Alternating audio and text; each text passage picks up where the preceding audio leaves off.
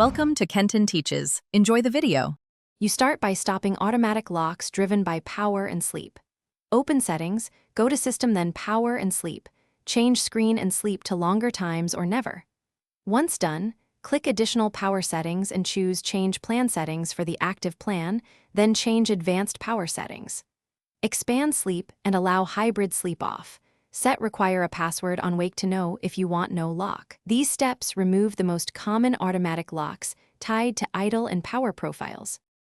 Next, change sign-in behavior and screensaver triggers that cause locking. Under Settings Account Sign-in Options, set if you've been away, when should Windows require you to sign in again? To never. Then right-click Desktop, Personalize, go to Lock Screen and disable Screensaver or Open Screensaver settings and uncheck on Resume, Display Logon Screen.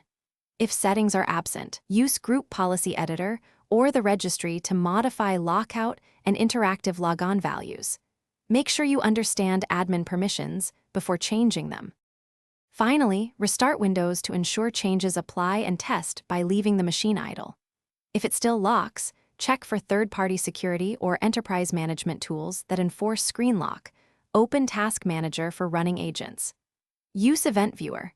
Navigate to Windows Log Security and System to identify lock or session events and timestamps. If you find a group policy or management profile, contact your administrator. One key troubleshooting tip: disable non-essential startup.